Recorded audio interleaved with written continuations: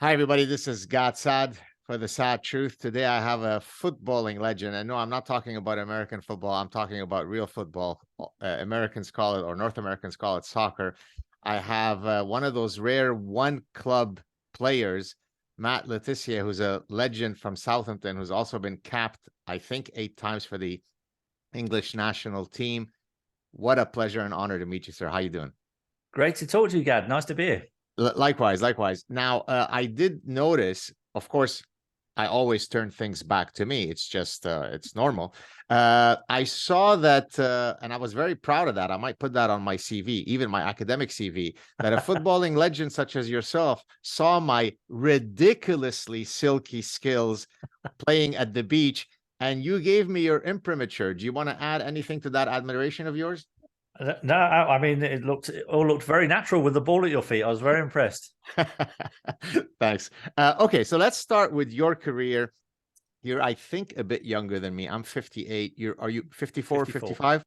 Yeah, So 54. I think in other circumstances we might have played together. I might have had the pleasure to play with you on the field. You started in the 80s, but pretty much spent your entire career at Southampton. Is this something, looking back, that you regret? Oh, I wish I had gone continental or something, or are you perfectly happy with that decision? I'm perfectly happy with the legacy that I created at Southampton Football Club. I had a few chances to leave to Spurs and to Chelsea and to Liverpool, places like that. A couple of French teams were interested. I think they saw my surname and thought I was maybe one of them.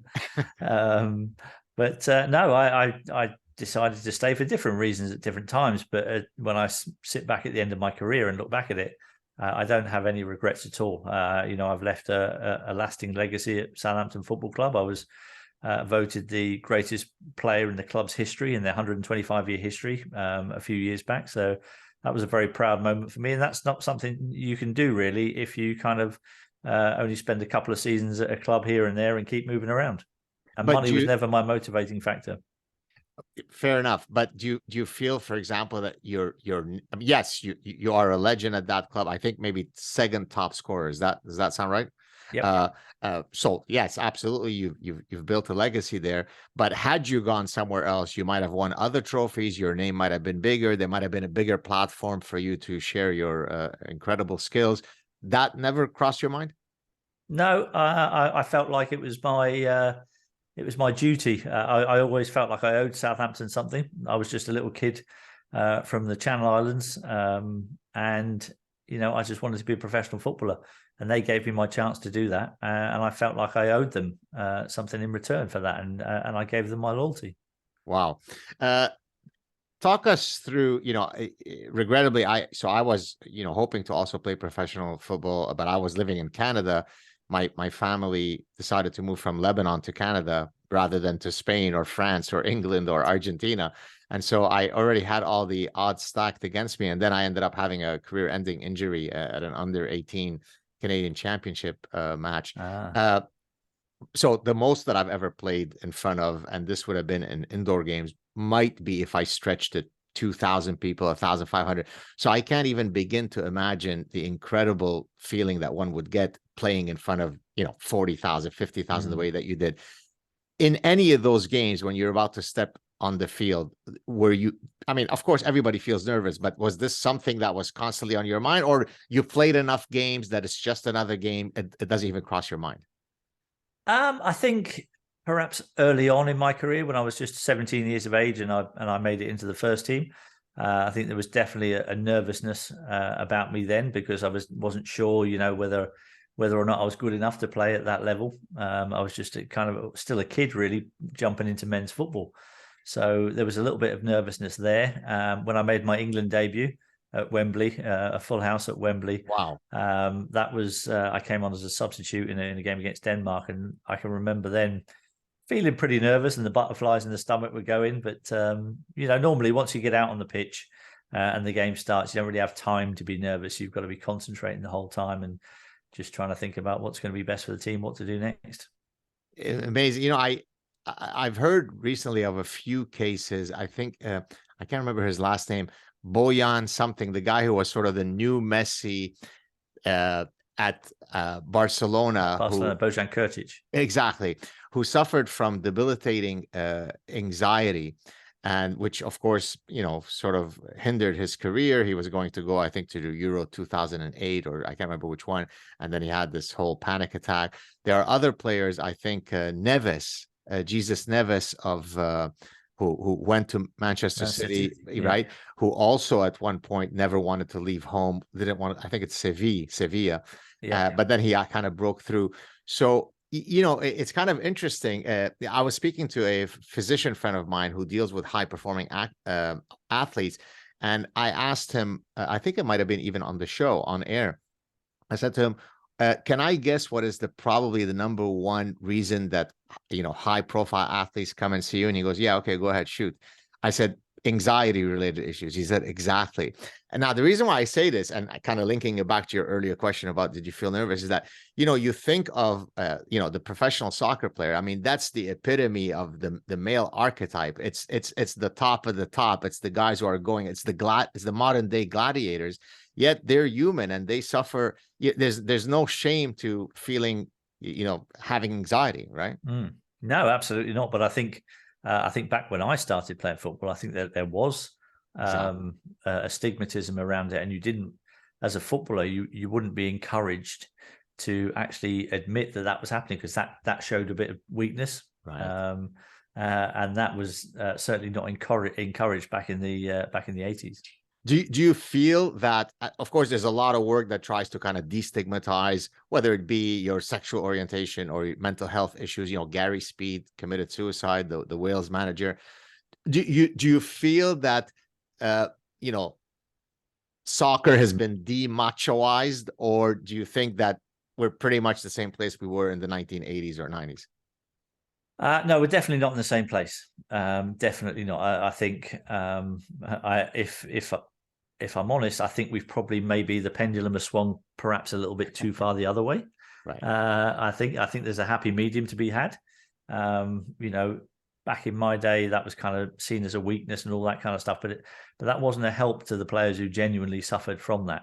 But then I think if you then go too far the other way, you normalize it, and every little bit of setback that a player gets in his life, he starts thinking that, no, this is the end of the world, and now I'm suffering from anxiety because I've had a bit of a setback and I don't know how to cope with it.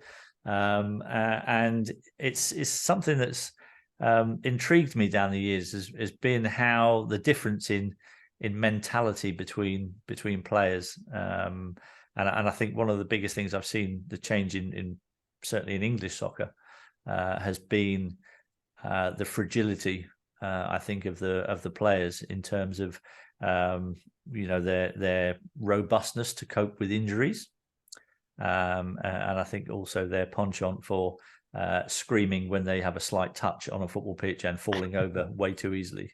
Well, usually whenever I weigh in on soccer and social media, people who don't appreciate soccer, the number one thing, I mean, I didn't do an official count, but sort of anecdotally, the number one thing that I see people complaining about is the over exaggerated, and that actually takes away from the fact that soccer is a very physical and very violent sport. But if you're seeing everybody dropping like little princesses, then you think that all of these guys are actually not tough and they're fragile. Yeah, no, that's exactly right. So I think as with most things in life, and I'm sure you're aware, there's a happy medium to be found somewhere between those two extremes. In my, forgive the shameless plug, but in my next book, which is on, how to live a happy life and be smiling and be content and so on, I have an entire chapter on what you just said, everything in moderation, which the ancient Greeks had already told us about. Aristotle talked about, say, when you have a soldier, you don't want a soldier to be cowardly and meek, but you also don't want a soldier to be, unnecessarily reckless in his bravery. And so in that chapter, in my forthcoming book, I actually argue that, as you exactly said, almost everything you can think of, any phenomenon follows that inverted U. Too little, not good. Too much, not good. Live somewhere in the sweet spot. Absolutely. All right, so let's talk about some of the players that you played with or against in your time, or who you may have not played against, but who were from that era. Give me the top three people that you played against or with. Oh wow. I would probably say played against would be Thierry Henry. Would be Oh, one of the best players I played against. I thought he was pretty amazing. Paul Gascoigne, right. Gaza. He was probably the most talented Englishman of my generation. So he was pretty special. And I also got the chance in a preseason friendly back in 1993, I think it was. We played against Juventus, and I managed to play one game against Roberto Baggio, who I thought was a Wow. wonderful footballer. And so he would be right up there as one of the best players I played against. Is there a common? I mean, of course, as someone who knows soccer, I can see why you said that about each. But is there something that is common across all three? Is it that they both had better vision than everybody else? Anybody else? Is it that their touch was better? What is it? I think with Gaza and Baggio, I think there were quite similar attributes in terms of their touch on the ball. Their first touch was amazing. They had a spatial awareness which was second to none.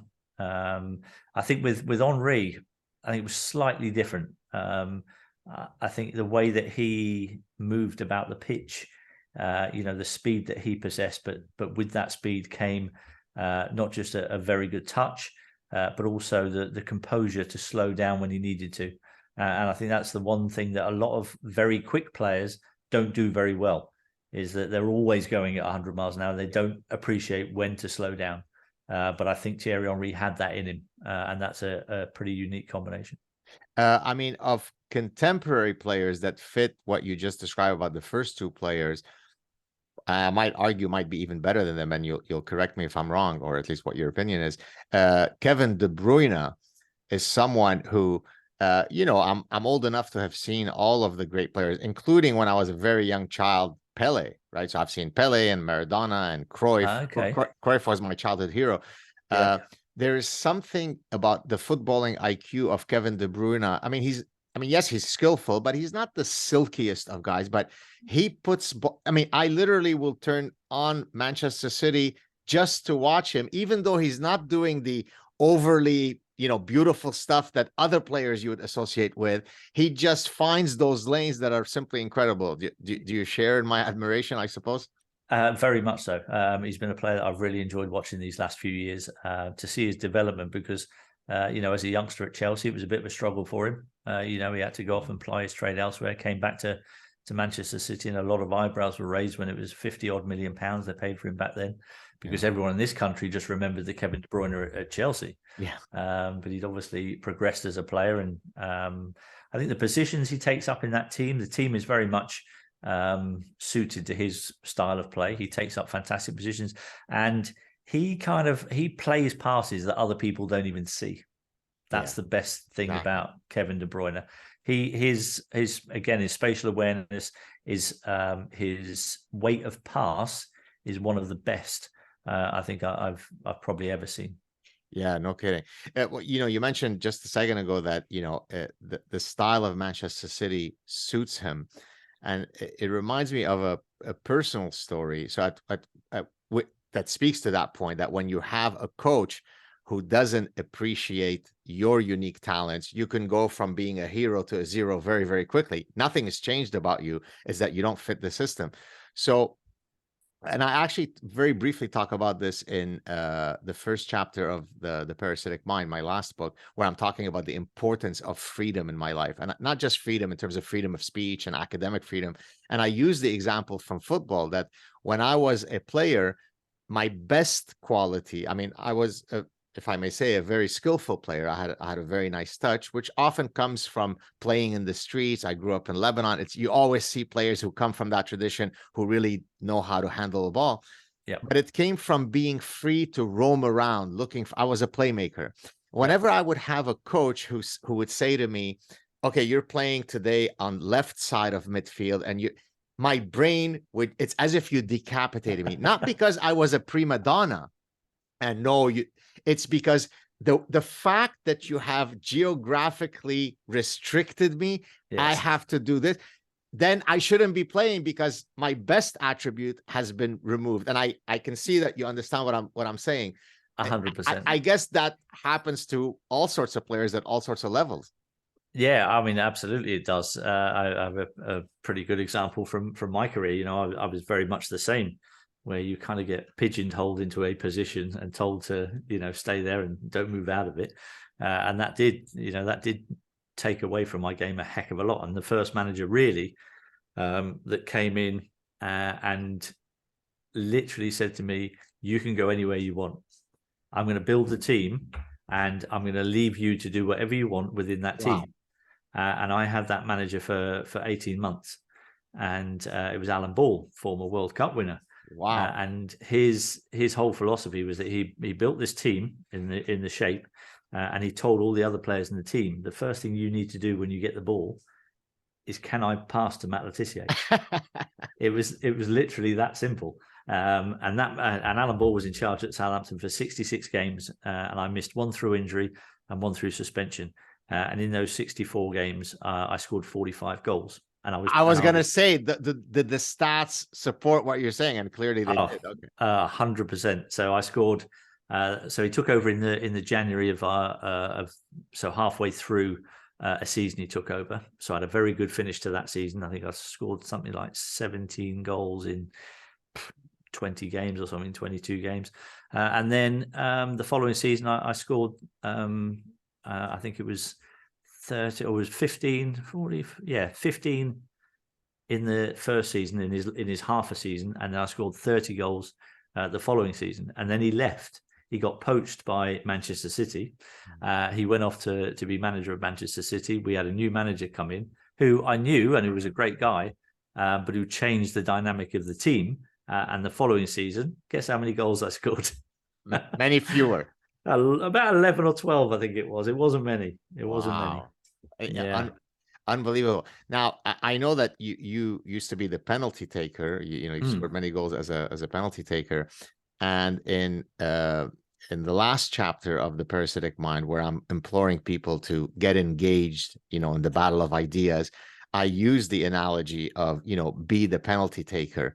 Because what I mean by that is assume responsibility, right? Oftentimes, the guy who's a penalty taker is not that you weren't the most skillful player on the team, you were, but oftentimes it may not be the most skillful player. It might be the person, forgive the term, who has the greatest testicular fortitude, right?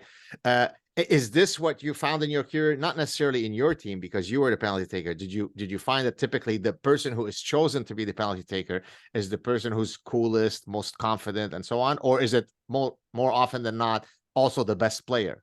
No, not necessarily the best player at all. In fact, I'd say that was in a minority Right. in terms of penalty takers. And I think you're right. I think the biggest quality that you need to be a good penalty taker is actually what's going on between your ears. Exactly. That for me, I mean, although I had good technique as well with that, which meant I could side foot the ball pretty powerfully into the corners, that helped. But for me, looking back, I think the positive mental attitude towards taking penalties and actually looking forward to being in that situation was way more important. And that's what I saw in other really good penalty takers. They didn't, when the penalty was taken, they were like, brilliant, this is a chance to score a goal. There wasn't one thought that entered your head which went, oh my, what if I miss in front of all these people? Right.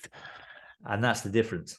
Right. So did you, earlier we were talking about the difference in terms of, for example, the stigma associated to mental health. So let me bring it back to psychology. In your days, were there a lot of sports psychologists that were assigned to teams? We have them a lot more now. So, and the reason I thought of it is because, you might argue when someone misses 3 penalty shots, their confidence goes down. Now we need to bring in the sports psychologists to lift them up. Did you have a lot of that, or was it, a very different era where you didn't do things at that minutia level?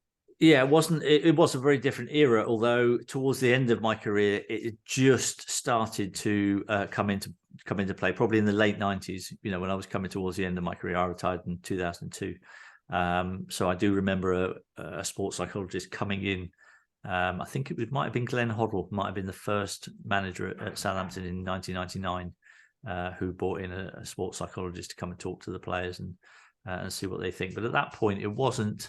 It was very much on a voluntary basis. Right. Was it rolling of the eyes from the players, or did they take it seriously, or why are we getting this touchy-feely guy coming to annoy us? I think it was a mixture of both. I think there were players that did appreciate it and perhaps did need it. But in my experience back then, I think those players would have been in a minority. I think the players that I played with back in those days, that there was a very, very strong mentality about a lot of the players. Right. You know, they were pretty strong and pretty committed, and did kind of go, you know, I'm strong mentally. I don't need that. Right. And I was probably one of those in that category. So I want to just talk about if you're still playing soccer now, then I want to go Yeah. to some of the current soccer players, and of course Messi, and then we could go on to stuff outside of soccer. Sure. Every summer, just bear with me as I set up the question. Every summer, my family and I head off to Southern California. We used to live in Southern California. I was a professor at University of California, Irvine, for a while. I have a lot of family in Southern California. And so we hang out in Newport Beach, which is about an hour south of LA.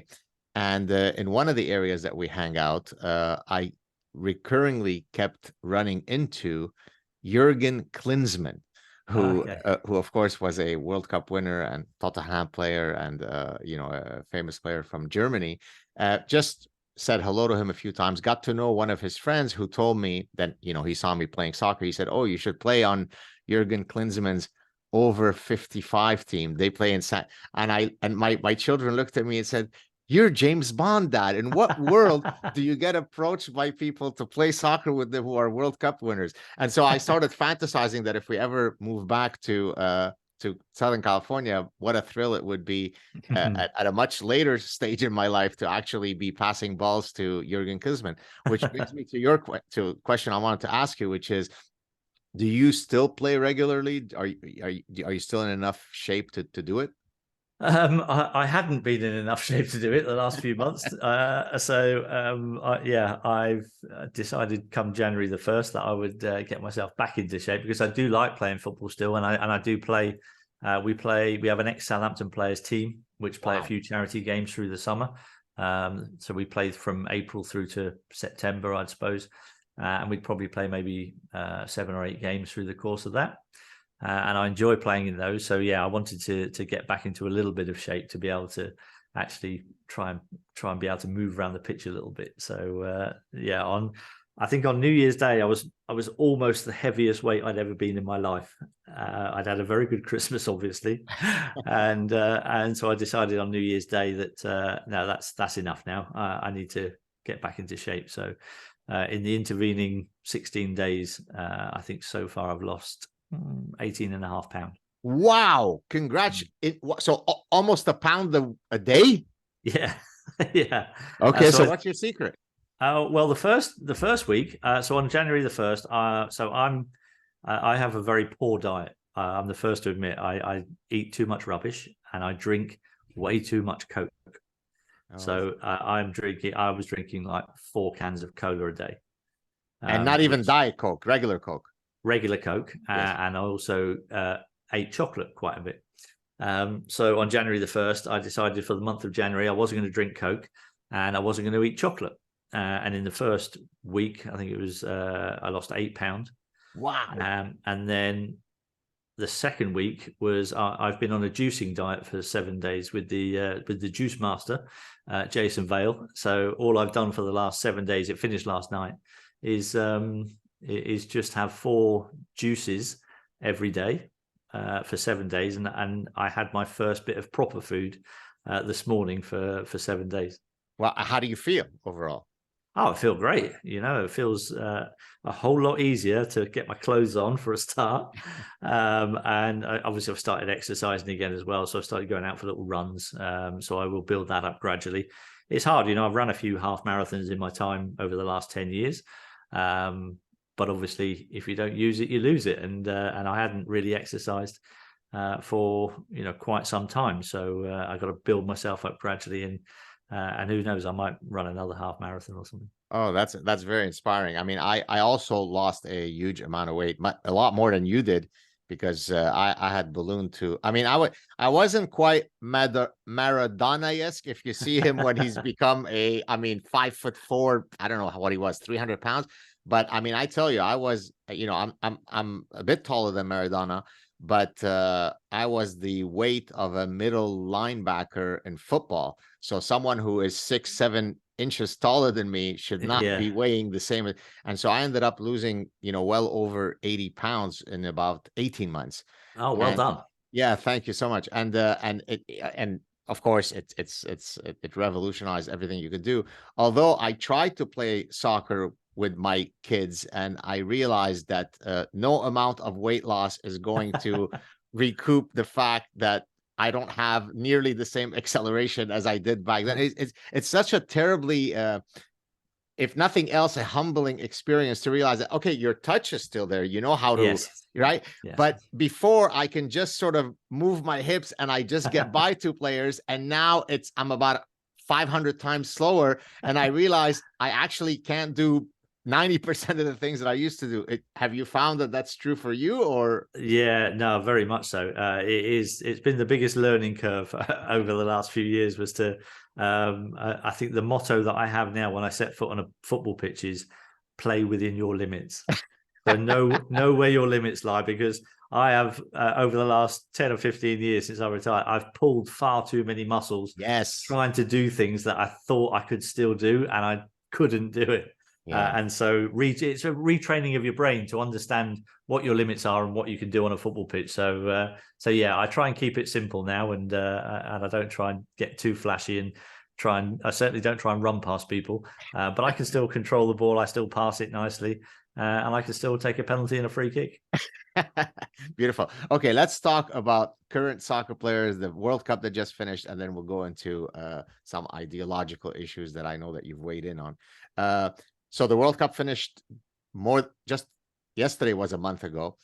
Now, as any soccer fan is, I'm a very feverish guy. If I love a team, I love a team, even though I have nothing to do with them, right? I mean, I used to love Zinedine Zidane. I'm not French. I used to love Johan Cruyff when I was in Lebanon, and he was my childhood idol.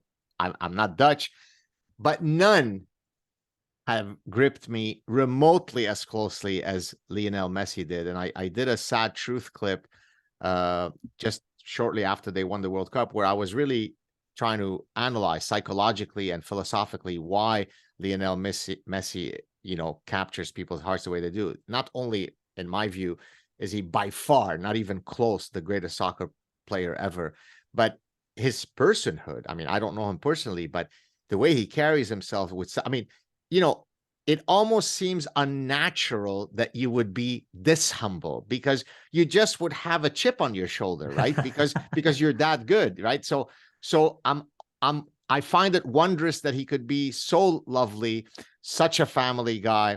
So take it away anywhere you want. Do you agree that he's the greatest soccer player? And if you don't, that's okay. And tell me why. Just give me your thoughts on Lionel Messi. Sure. I mean, I've always found it very difficult to try to pin a label on somebody being the best footballer of all time. It's such a nuanced debate. To compare people from different generations, I think, is unfair because of the conditions that they play in. Footballers that play nowadays, they get to play on beautiful carpets. And yet you look back to the likes of George Best and Pele and Maradona, and you see some of the pitches that those guys had to play on. And were still amazing at dribbling. I think you then tend to underestimate that factor when you take that into account. Plus the fact that back in those days, the defenders were literally allowed to cause grievous bodily harm and not even get a yellow card. It was just ridiculous how hard it was for a player to get a yellow card back then. So they had to deal with all that and were still amazing. So. And that's why I find it hard to try to compare between generations. So I try not to do that. I think of this generation, certainly of the last 20 years, I would say Lionel Messi is the best that I've seen.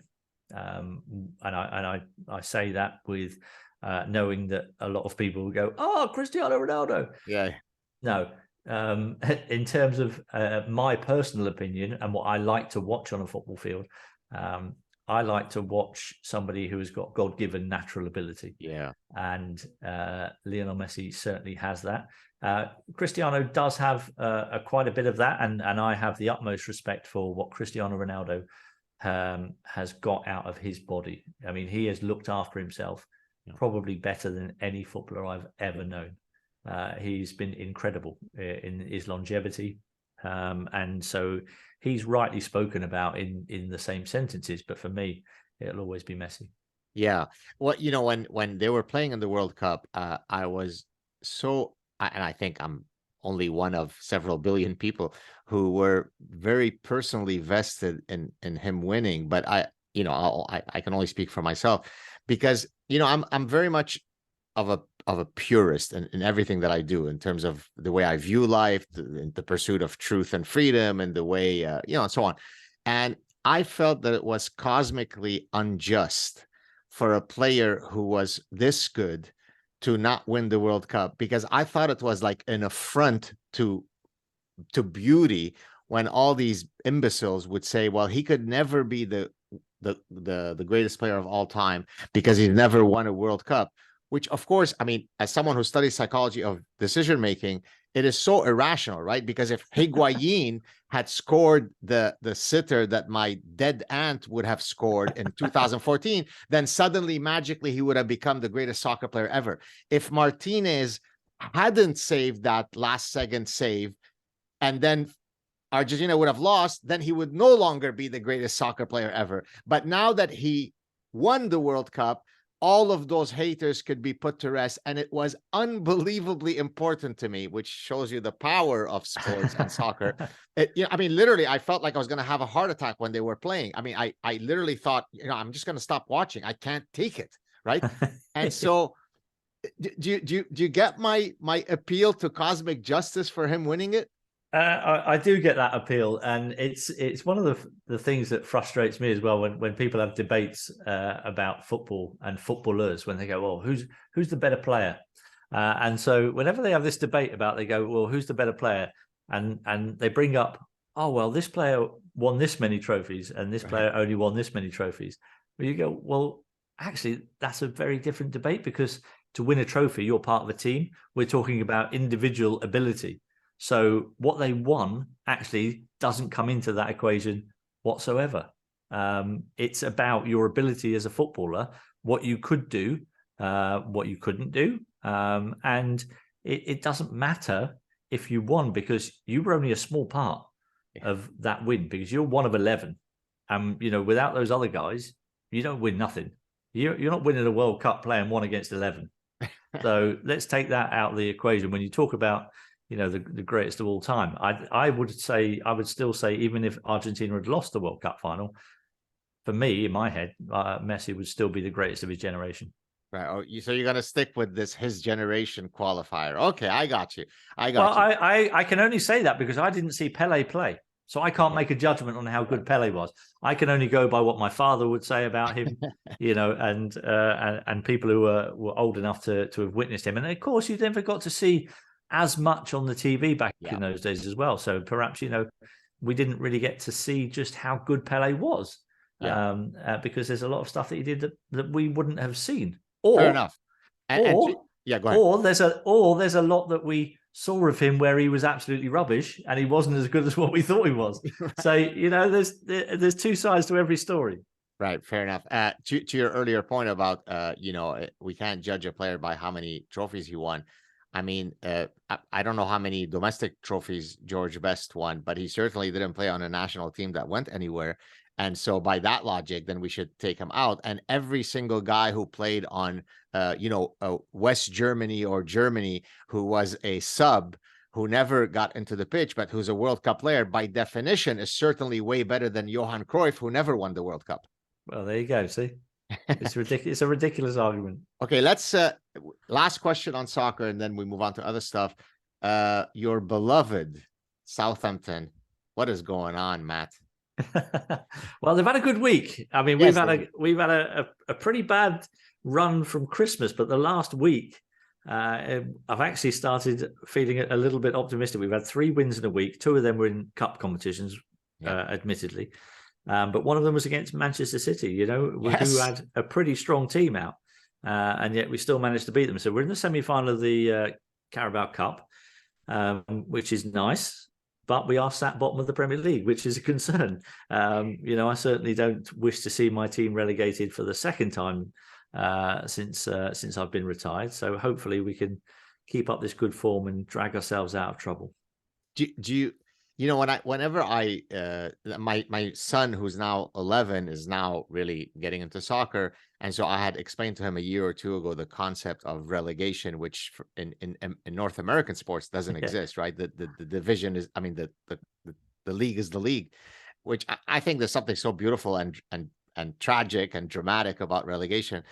I mean, what is heartbreaking is that when a team is relegated, it could literally be a lifetime before that team ever makes it back, right? I mean, I don't. Southampton, you said, would if they were to be relegated, would be the second time. How long were they relegated for the last time they were relegated? So we got relegated in 2005, and we came back into the Premier League in 2012. So 7 years, and I think you were relegated to the third division. Yeah, we got relegated twice. So we went down another division and then had to bounce back 2 divisions, which we did in 2 consecutive seasons, which was pretty special. Did you ever play in lower division stuff? No team got relegated with me in it. There's the penalty taker. There's the swagger. All right, let's switch it. I mean, I could obviously talk soccer for another 17 hours, but let's for our viewers who are saying, I don't want to hear about only soccer. Another reason you became famous, because you are doing something unthinkable, which is you're actually presuming that individual people can have individual free thoughts. That's very, very dangerous, Mr. Le Tissier. How dare you? It is very dangerous in this country. I mean, I didn't realize it was dangerous until March 2020, when it became very dangerous to go against anything that your prime minister or your chief medical officer was saying on the television. Even though a lot of the stuff that was happening didn't make any sense whatsoever, and they were still trying to make people do it. And so I was quite happy to speak up and try to put the other side of the coin across, and just let people know that, you know, perhaps sometimes your government doesn't always tell you the truth, and sometimes your government don't really care about your safety. They use that as a means to nick your freedoms and nick your tax money. And it's as simple as that. You're talking, of course, about, in case people who haven't followed you, you're talking about you questioning or criticizing some of the COVID policies, which coincidentally, just yesterday, I posted my latest clip on my show, on my channel, where I was critiquing, regrettably, I'm going to say, a former friend of mine. I don't know if you're familiar with him or not, Sam Harris. Yeah.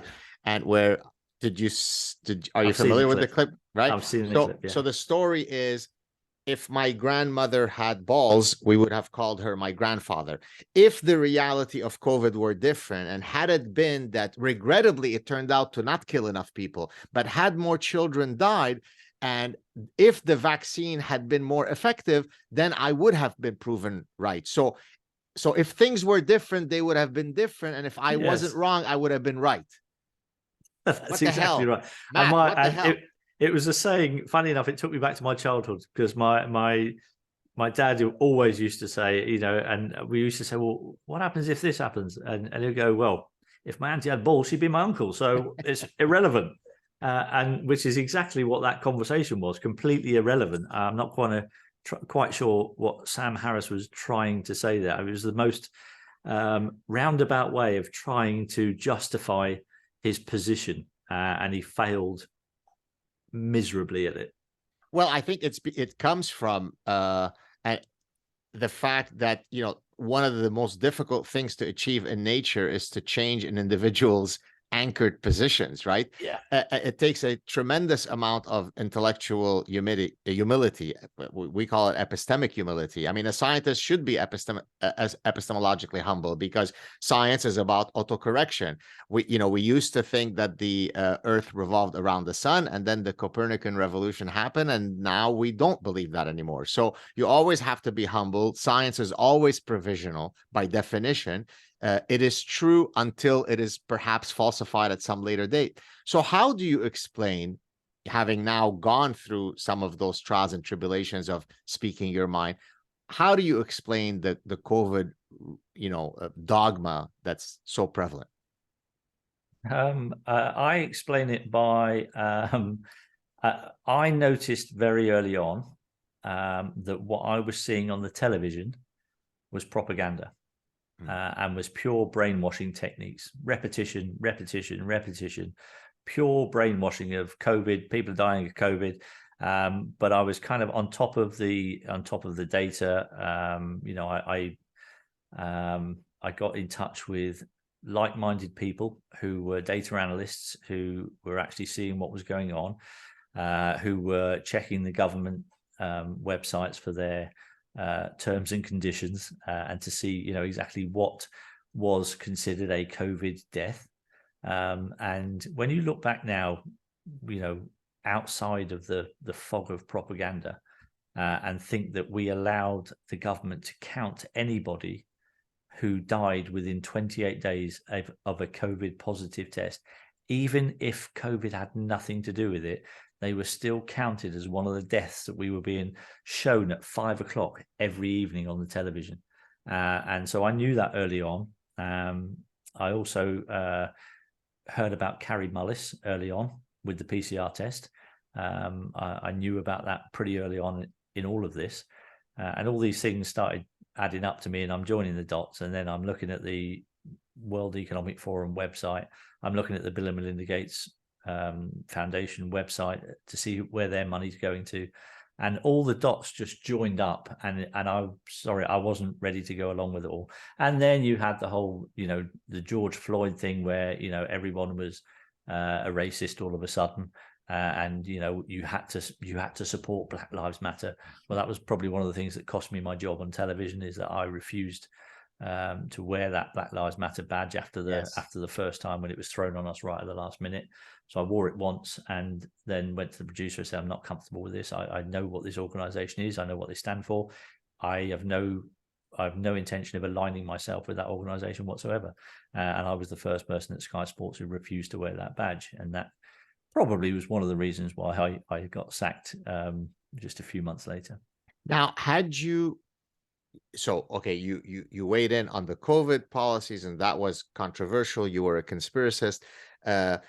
You then weighed in on the BLM stuff. So clearly you're exhibiting the fact that, you're not going to not speak your mind in order to, adhere to some careerist machination.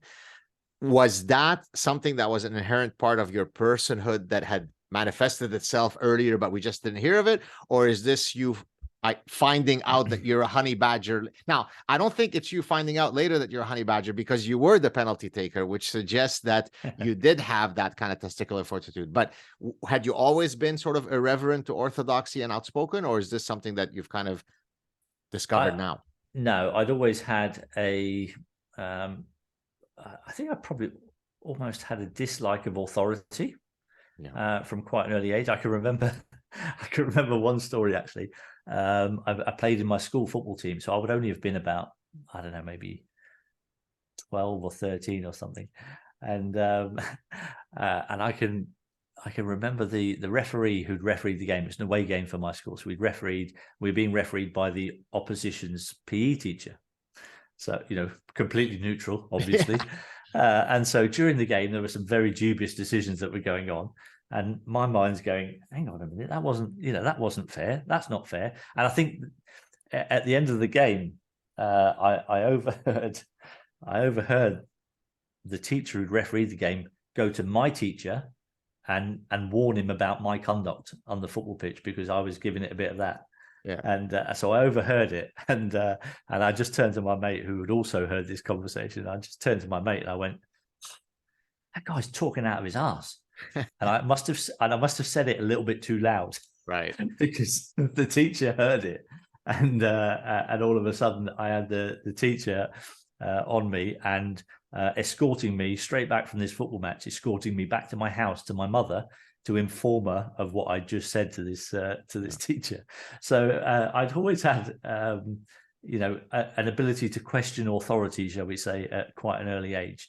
And I also had a pretty strong belief in what I feel is right and what I feel is just. Yeah. And I think that's something really that's probably the main driver behind it all, is because I could see that this wasn't just, this wasn't fair on people, especially the poorer people who Right. suffered the most throughout all of this.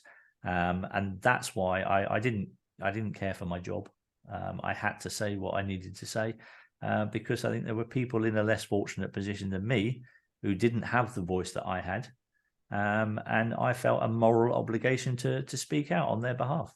So then how do you, I mean, again, going back to earlier when I was talking about, that many footballers suffer from anxiety related disorders, and you wouldn't think that they would because they're this kind of larger than life masculine archetypes and so on. How do you then explain the fact that the fact that you can play at Wembley, I don't mean you, I'm saying generic player, the fact that they can have the courage to play at Wembley doesn't translate to the fact that they have to them having the courage to say, no, I'm not kneeling before every game. That's a castrated symbol. And I know for a fact that some of them did not support that, yet they didn't do what Matt Tissier did and say, I'm not doing it. Everybody conform. Now, of course, I talk about this in the context of the academic ecosystem, where I say that academia actually selects academics if they are spineless and without testicles. That's how you select academics. And therefore, I'm really a sore thumb in academia because, I don't fit any of that mold. But why is it that this male archetype of a professional soccer player, you don't have more people who are irreverent and speaking out and saying, I've had enough of this bullshit, or as you guys say in Britain, this shite? So I think it goes back to the earlier point that I made about the difference in the mentality of players from the 1980s to the mentality of players today. I think they're a lot more fragile mentally today, and I think if they would have tried this shit back in 1985, I think they would have got a very different reaction. You think so, right? They would never have got away with that. No, not a chance. Not a chance. Wow. So has the fact that, I mean, yes, you've been in the bred a generation of snowflakes, Gad, is what has happened, unfortunately. And even professional soccer players are becoming snowflakes. My goodness, that's not good for the reproduction of the species. We need guys to have testosterone. No. Has the fact that you've now entered this, new realm where, you're really weighing in on these important issues and, you're controversial, quote, controversial, has this opened your eyes to new opportunities for you? Oh, I'd like to take my shot and go into politics. I'd like to, or no, you're just going to speak your mind, do your thing, but it hasn't opened any new doors for you? I think there's probably some opportunities there if I wish to take them. But you don't? Conversations with political Okay. parties, but that hasn't really, it's not really a route that I ever saw myself going down, but I never say never, and if things change, then I'm willing to change. But I will be speaking. There's a big rally being organised in London this Saturday for the vaccine injured. So and then we're going to do it right outside the BBC offices, so they can't not see us. So we're hoping to get a huge turnout for that, and I will be making a speech at that rally, which will be the first time that I would have ever done something like that. Wow. What otherwise keeps you? So Matt wakes up at whatever time. Walk us through a typical day. Well, as you can probably see, I've got one of my golf jumpers on at the moment, and that's something. Oh, you're a big golf player, right? It's very dear to my heart. I love playing golf, so I try and play that at least 3 times a week if I can. So that is a big part of my life. I enjoy playing golf. I'm quite competitive, and I want to keep getting better even at my age. I still think I can get better at it. So that's a big part. I do some after dinner speaking where I just speak about my football career, all the funny stuff that happened during my football career. So I do that.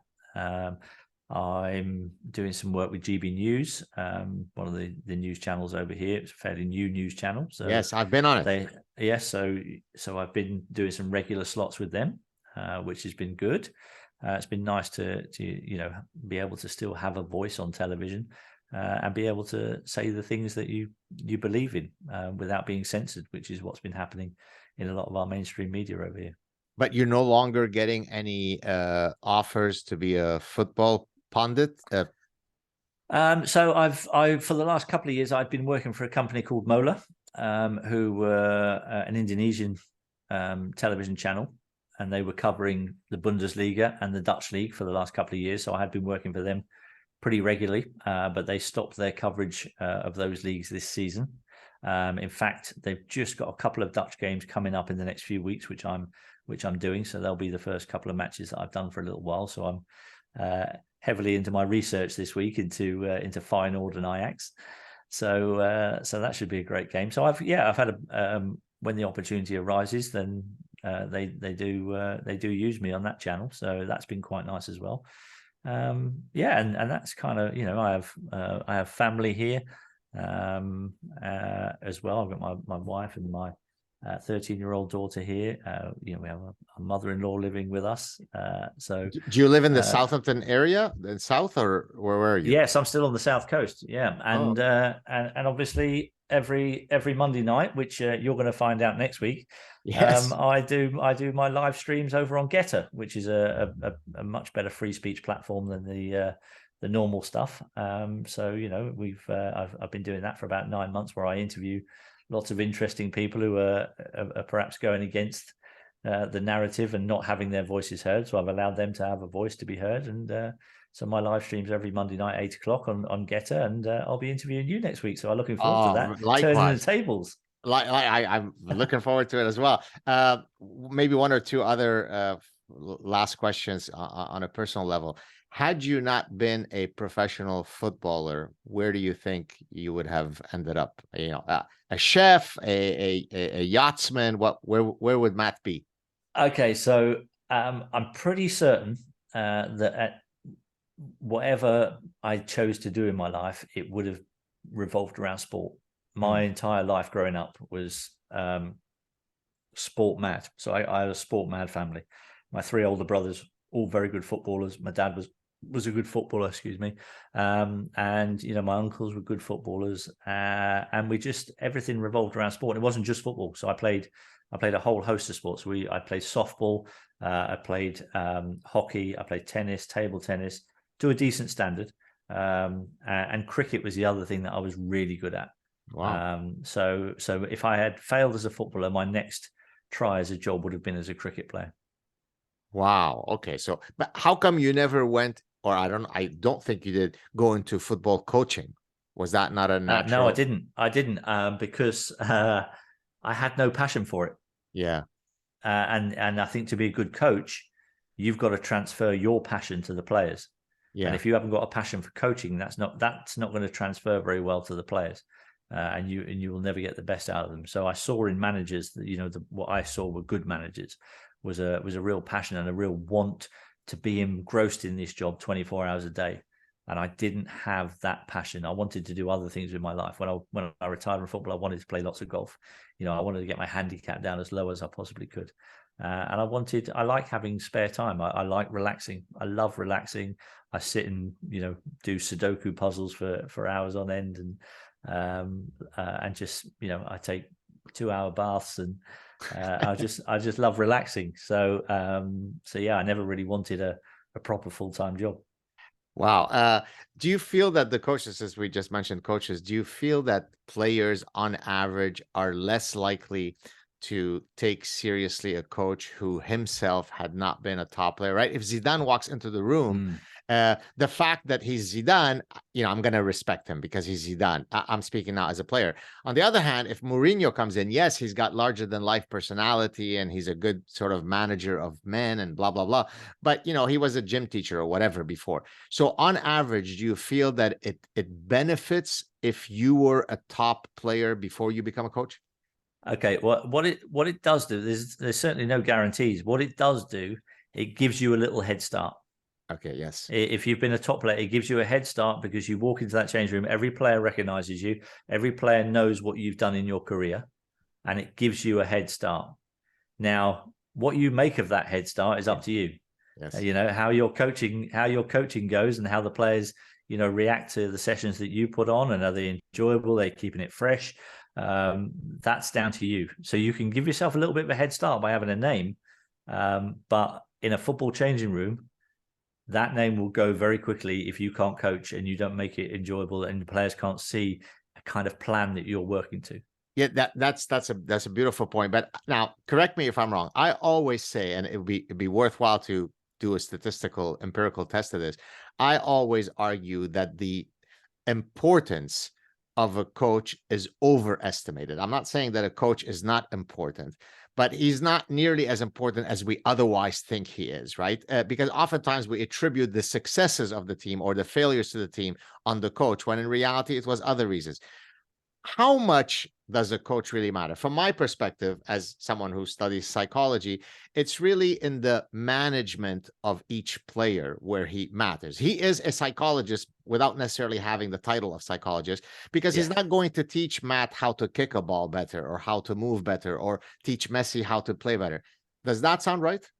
I think that's absolutely right. When you get to the level and working with the players that they're working with, when you get to that level, you're right. It's not about teaching them new skills.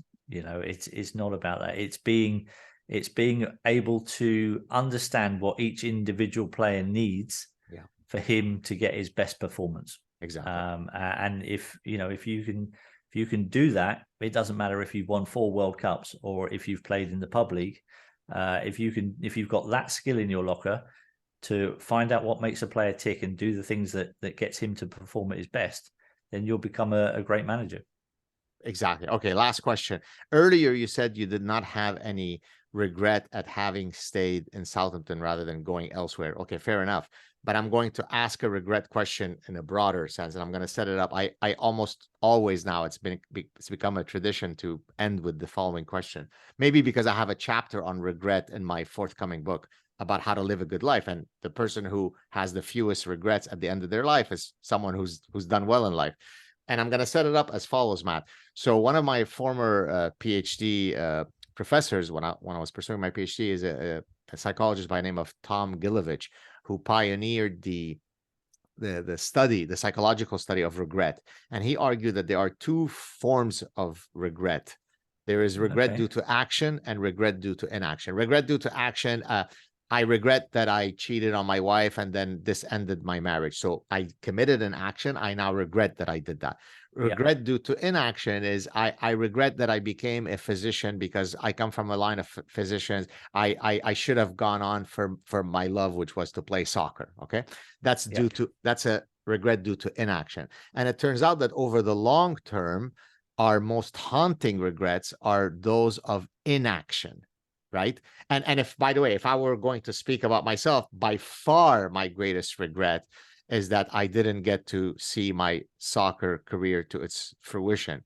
I very much knew that I had a very clear talent, which you were kind enough to point to. And when I was 17, you should have seen me then.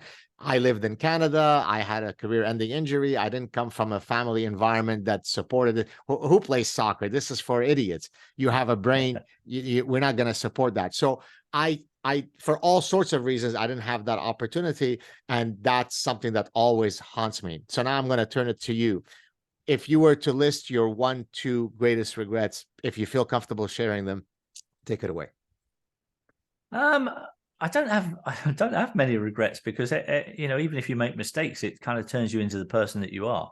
And so if you start regretting everything in your life, I think you end up actually not liking yourself very much.